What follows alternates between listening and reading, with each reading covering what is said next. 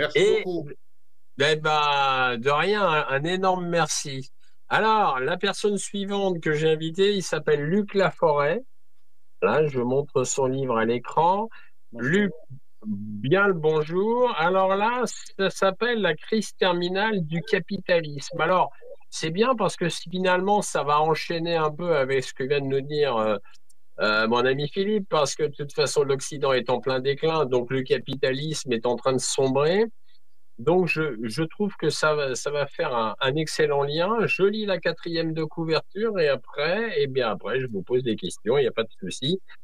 Donc, quatrième de couve, la thèse présentée ici soutient que le système capitaliste est désormais entré dans une phase de crise terminale. La première étape de cette démonstration consiste à examiner les contradictions de ce système en commençant par les plus classiques, puis en proposant d'autres plus récentes. Le libéralisme est connu pour sa capacité à s'adapter aux évolutions de l'environnement.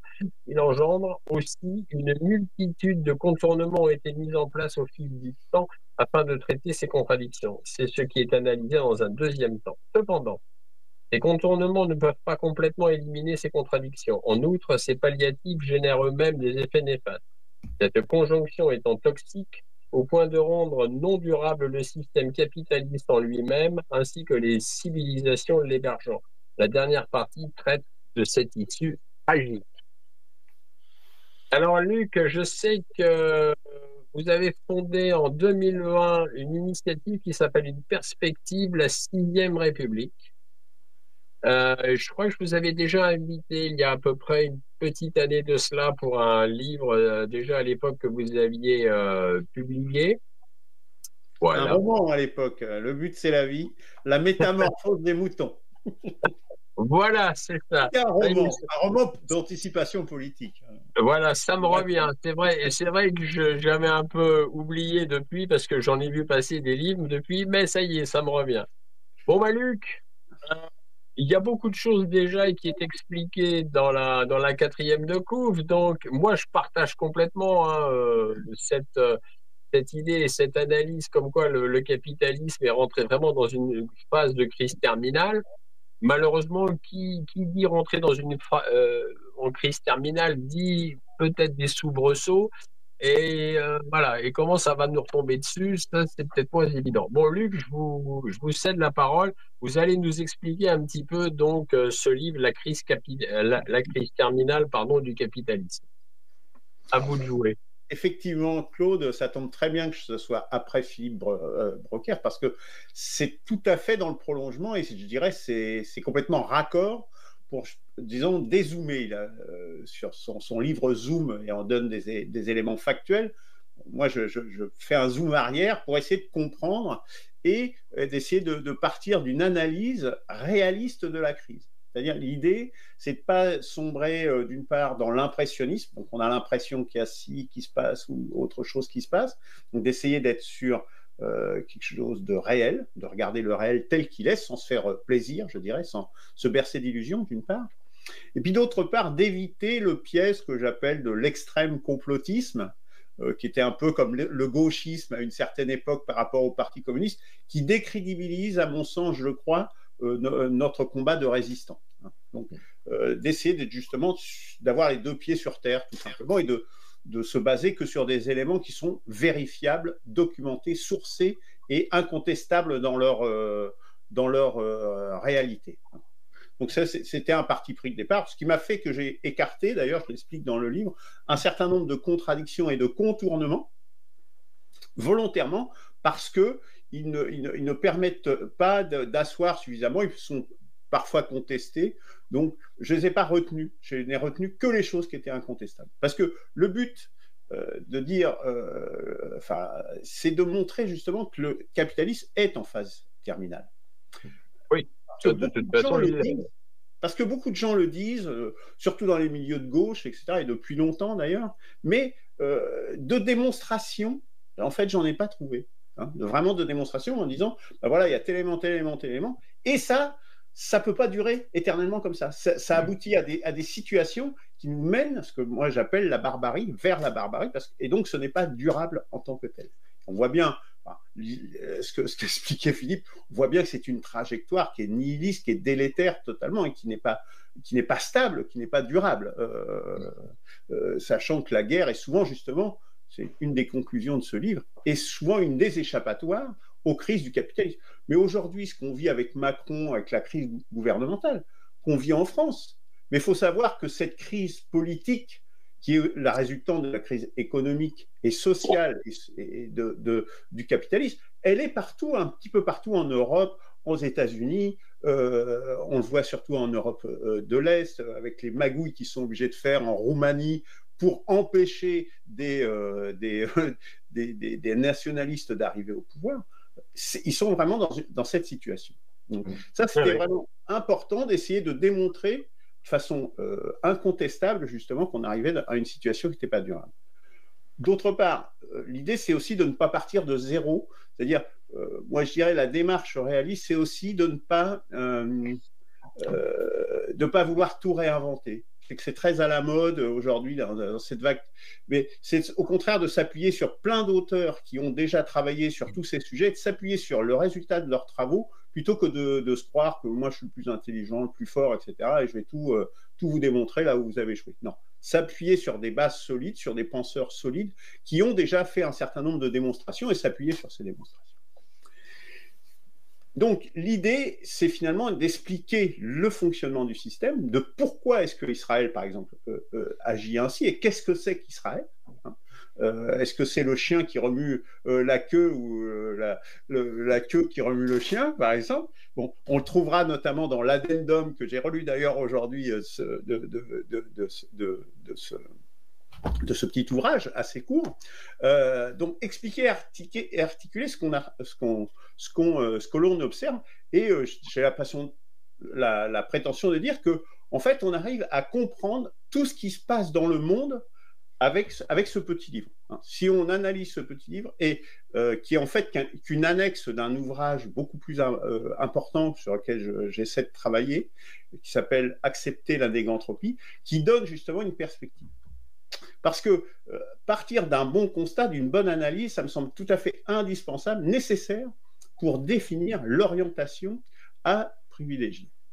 Parce que la situation, certes, elle est dramatique, mais elle est terminale, cette crise, mais en même temps, il n'y a pas d'alternative. Il y a une absence d'alternative. C'est pour ça que j'ai créé il y a quelques années cette histoire de une perspective de la 6e République. Aujourd'hui, il n'y a pas d'alternative.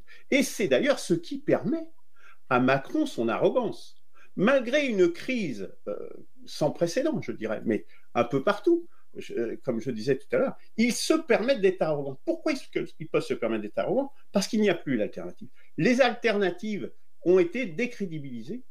Le socialisme, le communisme, le fascisme fascisant, etc., ont été décrédibilisés au XXe siècle. Et aujourd'hui, ils ont beau jeu de dire il n'y a plus que nous qui reste.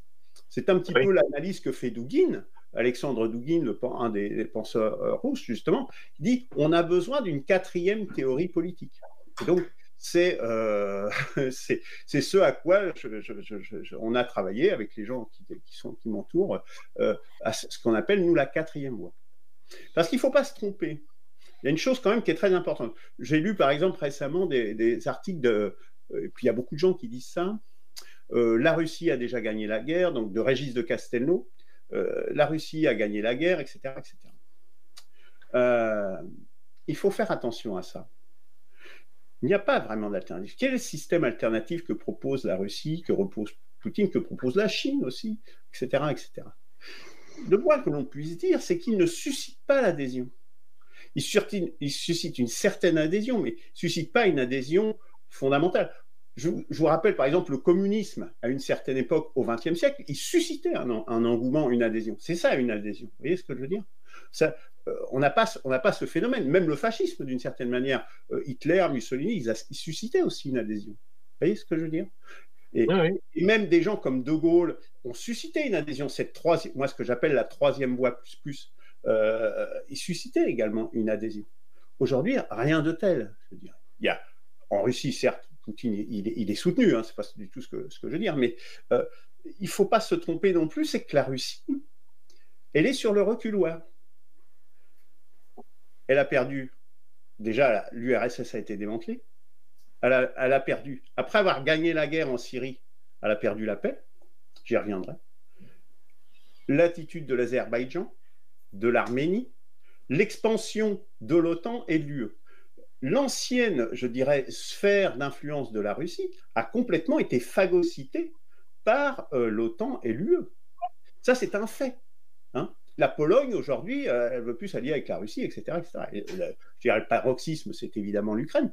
Mais il faut bien se rendre compte que la réalité, c'est quand même ça. Hein. Et cette défaite en Russie, en Syrie, marque ça. Je pense. Pourtant, ils ont gagné la guerre. C'était un tout petit truc. Et il a fallu presque une pichenette pour que ça s'effondre. Pourquoi ça? Pourquoi? Parce qu'il n'y a pas eu capacité à mettre en place une vraie alternative en Syrie. Bon, en Syrie, c'était sans doute un des endroits les plus difficiles parce que c'était quand même... Oui, voilà, ce que j'allais vous dire, c'est que c'était loin d'être simple. Enfin, moi, je suis allé 2 fois en Syrie. C'était loin d'être simple parce que il y avait, quand j'y suis allé en 2021 et 2023.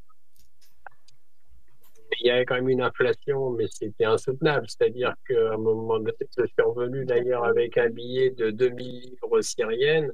Ça correspondait, quand j'y étais en 2023, à 20 centimes d'euros.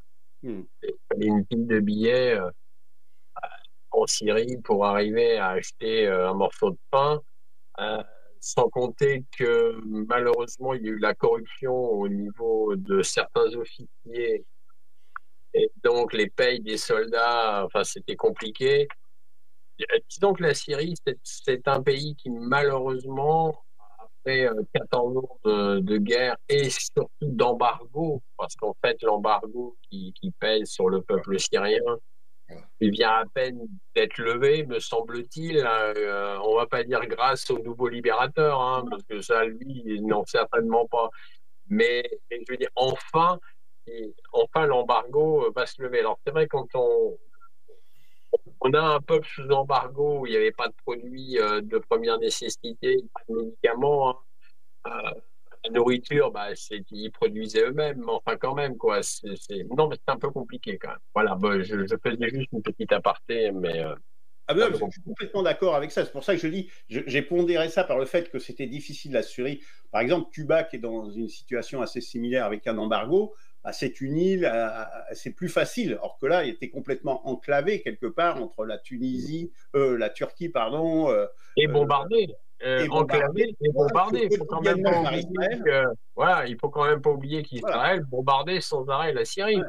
Hein, je veux dire, parce que ça, effectivement, Israël s'en gardait bien d'en faire la pub, mais moi, je me rappelle très bien le tremblement de terre qui a secoué le sud de la Turquie, donc, et le nord de la Syrie, il y a à peu près, je crois, 1 an et demi ou 2 ans. Les Israéliens ont quand même bombardé l'aéroport d'Alep à l'époque, juste pour empêcher les avions humanitaires d'atterrir. Voilà, une petite aparté sur le... Non, mais la seule chose que je veux dire, que je veux pointer là, c'est que ça doit nous alerter. Ce phénomène doit nous alerter, par contre.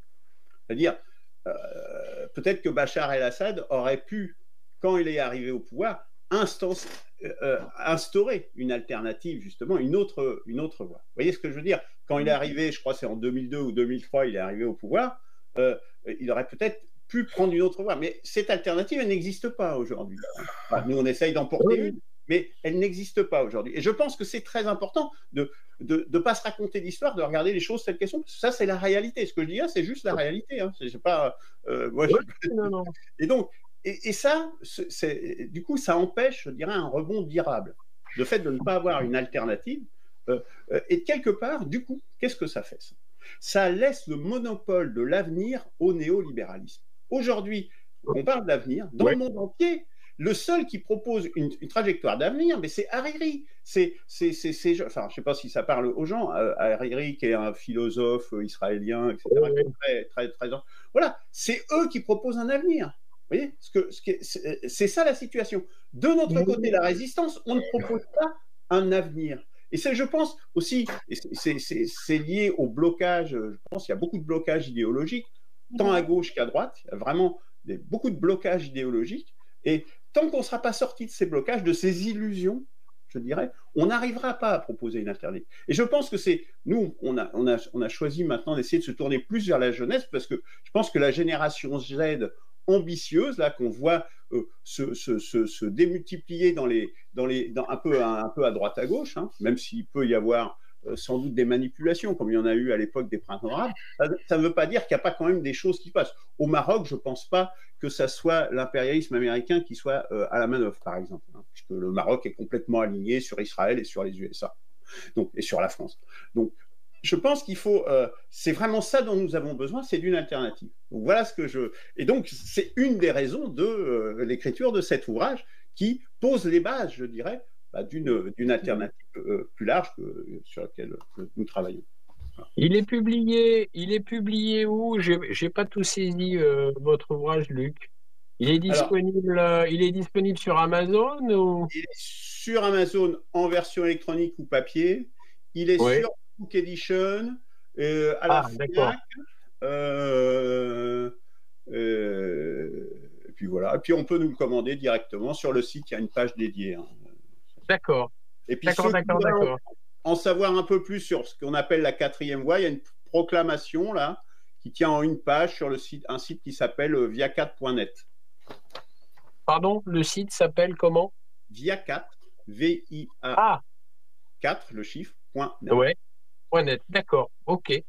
Bon, bah, Luc, un grand merci, hein, un grand merci d'être venu nous voir. Effectivement, c'est très intéressant parce que ça ouvre une autre possibilité qui est intéressante à creuser. Pas de problème. J'ai pas de problème avec ça. Je suis pas forcément en accord avec tout, mais ça a le mérite d'être écrit et de proposer quelque chose. Alors, je vais me tourner maintenant vers notre